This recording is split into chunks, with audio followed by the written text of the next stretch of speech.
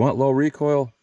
Light 9mm versus 22 mag, and I want to kind of compare something that's kind of normal and average like 9mm versus something like 22 mag. And a lot of people get upset about this stuff. They'll be like, that's not fair, because like I take their load choice or their particular caliber choice and I make it look bad next to something else. But we have to really look at it that a lot of people are saying, hey, instead of a 9mm with a light load, I want to carry something that has less recoil, so I'm going to carry a 22 mag. So you have to kind of compare, you know, what is the average, what is the benchmark, and we compare it to something else. So with this, it's not the exact same type of ammo. You know, Critical Defense for our 9mm, it's Critical Defense Light 100 grain versus our Hornady VMAX. And I know that there is a Critical Defense in our 22 mag, but that's a little bit heavier bullet. I generally compare that to the regular powered of the Critical Defense load, not the lights.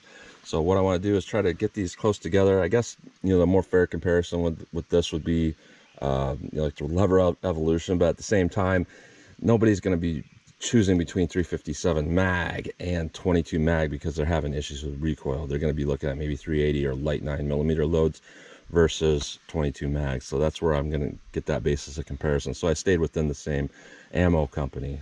Now our 9mm is rated at 1125 feet per second. I believe that's through a 4-inch barrel. I don't see a rating on our 22 mag, but that doesn't really matter anyway because that's going to be rated through a rifle. So both of these have kind of like a flex tip technology where there's like a hollow point underneath. This is more of a flex tip to just prevent barriers. This is more of a flex tip to get better ballistic performance down range. But, you know, it kind of fills that same role. But why 3-inch revolver versus a 4-inch semi-auto? A lot of people get upset about this. They'll say, well, you should have used a 4-inch revolver. But when you actually look at how barrel lengths are measured, barrel travel is measured, you know, a semi-auto includes the chamber, revolver does not. Our 3-inch revolver is the same, you know, footprint as a 4-inch semi-auto. So we're going to see how these compare. So I'm going to go through the chronograph, see what kind of velocity and accuracy I get at the same time. Then I'm going to hit our 10% clear ballistic block here, and I like to do a best potential shot where it's just plain clear ballistics, nothing in the way that's like fabric or anything that could clog a hollow point or anything like that. And then after that, I'm going to do more of a real world simulation where I put 4 layers of cotton sweatshirt on the front of this 3-inch block here. After 3 inches of clear ballistics, it represents a pectoral muscle. I'm going to have a 1/4-inch medium density fiberboard to represent hitting ribs or sternum. And by the way, clear ballistics is roughly half as dense as human flesh. So I get a lot of comments in the past, whoa, who you shooting at, Arnold Schwarzenegger? Well, no, this is like a double representation. So 3 inches of clear ballistics, it's like 1.5 inches of actual human flesh. So after that pectoral muscle, we'll have our rib simulation. So, and after doing our ballistic test, I'm going to shoot our steel silhouette, see what kind of follow-up shots, practical shootability I can get on steel. So let's get started with this test. First up, we have our 9mm rated at 1125 feet per second. Let's see what we actually get here. 1142, 1123, 1103, 1113, 1157. So I'd say our average is about right. Now with our 22 mag, I don't know what the rating is, but it is a 30 grain, it's light for caliber. Let's see what we actually get here. 1522, 1443, 1504, 1492, 1468. So very fast velocity. Both of these had really low recoil. Obviously our 22 mag had less recoil. However, the trigger pull on this is a lot harder to do, so I actually feel more discomfort in shooting this than I do the 9mm. You know, you're working with straining your finger with this, but with that you're working with absorbing a little bit more recoil. They sort of equal out though. So let's try our ballistics gel block and see what we get with these. All right, let's do our best potential shot, 9mm, plain gel. Hit it with the 22 mag now. Go take a look.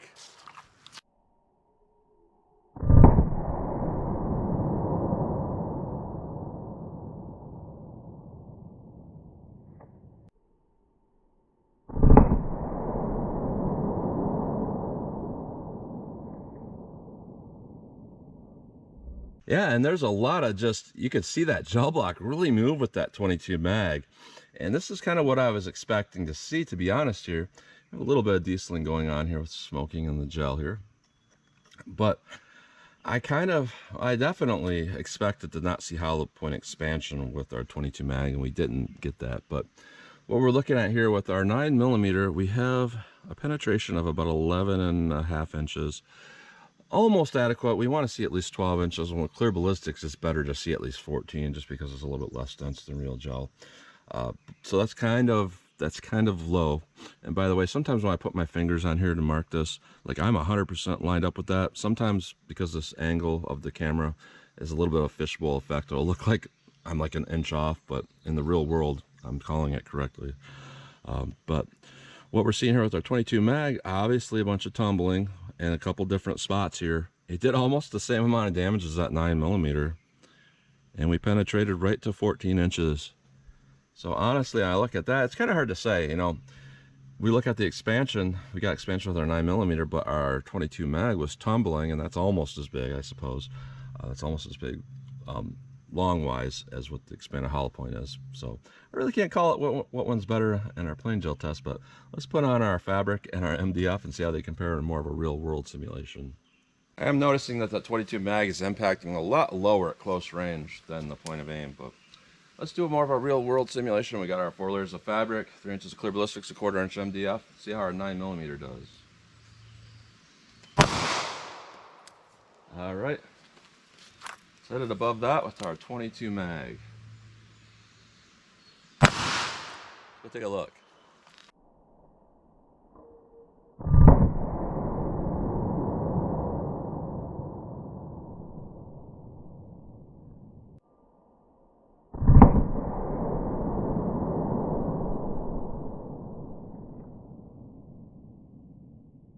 I'm always taken aback by that recoil because, you know, I expect a little bit more. It's like a big old blast you see on that muzzle and a big old effect you see hitting this, but then there's no recoil. It's really weird, but it's still kind of cool at the same time. So let's pull out our MDF here and take a look at this.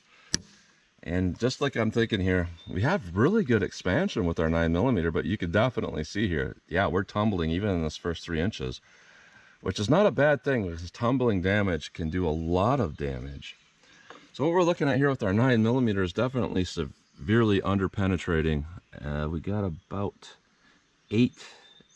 almost 8.5 inches of our total path here. So definitely under-penetrating. Now with our 22 mag, you have about 11.25 inches. That's under-penetrating, but we have to remember this pretty much takes away about 2 inches of penetration on average. Or even more than that with some rounds, and I'm seeing more than that with these at the lower end rounds. But overall damage is definitely more with the 22 mag than what it is with the 9mm. So that's very interesting. It's hard to really draw a conclusion here. Now, my gut feeling tells me making a front-on shot with either of these probably do well, but my gut feeling tells me that the 9mm would probably do a little bit better. You know, it's going to hit harder. It's got more bullet weight there. But I wouldn't want to be shot with that 22 mag. That seems like it would do a lot as well. So interesting overall. Let me shoot at my steel and see what kind of practical accuracy I can get. I'm about 12 yards from the target. I want to put an 8 on target and see how fast these are. Since the capacity is limited with the revolver, I'm going to do 2 and then do a reload. The semi-automatic, it's got those on board. So here's our 22 mag.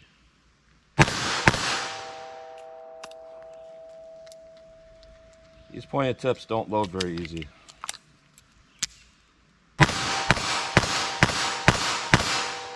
Overall, they shoot pretty good though. 9mm. See how this does. They shoot real nice. Shoot real nice for a 9mm. Let me back it up and see what kind of practical accuracy I can continue to get. All right, 40 yards from the target, I wanted to kind of do a modified Dickin drill. I know he did some stuff like running up at 40 yards and resting his hands. I don't do that stuff. You know, I have physical limitations with some of my disabilities, so I might take cover, but I'm not going to rest my hands. But nonetheless, this is just for practical accuracy shooting on the range. It's not a very realistic drill, but I do want to see if I fire 10 rounds, can I get 80% on target from this 40 yards. Now what's kind of cool about this 22 mag ammo is that it's got these tips like this. Normally I would say you know, a heavier bullet always wins at distance because of its more momentum and bullet weight. But with tips like that, they might actually retain more accuracy at distance. So I'm kind of wondering how they'll do. So let me put 10 on target, or fire 10 at the target, see if I can get 80% hits. I'm not going to keep my time. If you guys want to do that, it's up to you, but I just want to fire 10 and see what I get here. So here's our 9mm.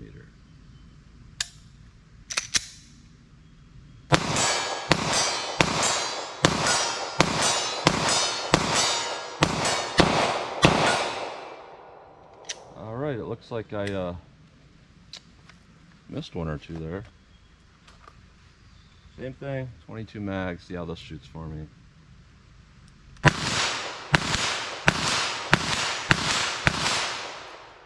believe I'm hitting.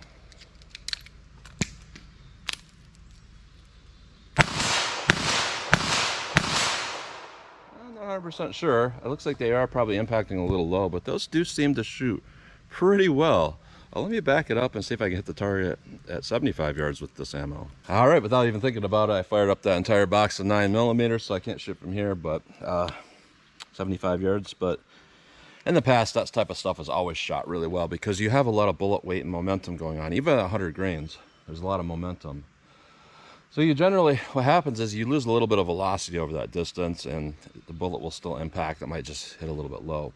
Now, stuff like 22 mag, I always have a hard time hitting at distance because those bullets are so light. Even at 40-45 grain, once they get out there, they're going to start wobbling around. They might start missing the target. But with tips like these, and we have a lot of velocity, a lot of speed, we're going to lose a lot of velocity even with those tips, but I'm thinking maybe it would be more efficient and keep those things moving straight. So 75 yards, I want to see how these shoot for me. I'm going to aim a little bit high.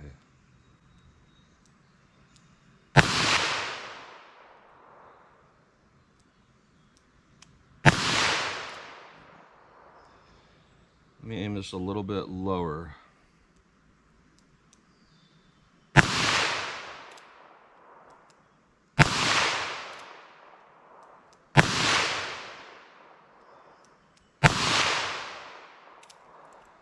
I'm having a hard time seeing where those are hitting, but it seems like we're having the same trouble I normally have with stuff like this.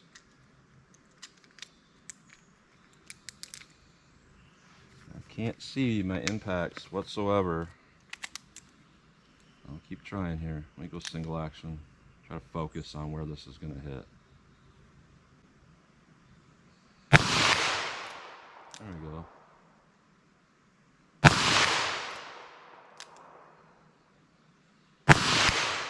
I think the trigger pull was just pulling me off.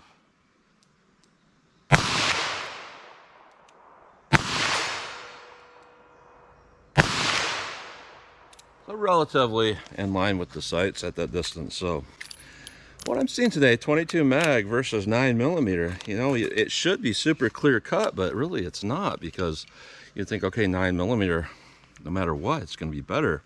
And when you're talking like a 9mm, let's say I had a 9mm 124 grain HST plus P, gold dot plus P, something like that. Yeah, I do think that that would do a lot better than this 22 mag, obviously. But you have a substantial amount of recoil when you're talking low recoil needs. It's not a lot for most people, but it's going to be more than double that of even the best 22 mag. As well with these, you know, the recoil is different between the two of these. The 9mm is very low recoil, very easy to place shots on target, but it still has some muzzle jump. As for the 22 mag, it doesn't have muzzle jump. It's just a little tiny amount of recoil. And when we hit our ballistics gel block, I'm going to say I think the 22 mag did better in this. I really, really do. I feel like this 9mm, yeah, it packed a lot of punch. I think a front-on shot would do well, but it just seems like one of those rounds where you would hear that, you know, some person shot an attacker and they're recovering. As for the 22 mag, if you're getting deep shots and you're placing them all, I mean, it's going to hit something vital. I'm not saying that the goal here is to kill somebody. I'm just saying that it just seems like our 9mm, this particular load, isn't going to hit deep enough to make vital shots unless it was a perfect front-on shot. As where the 22 mag even like this. I mean, it's going deep. And the other thing here is, even though the trigger pull is horrendous with the 22 mag revolver, what I am going to say is the average person who doesn't train, doesn't really have any training, and they're just pulling this gun up right here versus that 9mm, and they're just, you know, there's a better chance that these are going to hit, to be honest here.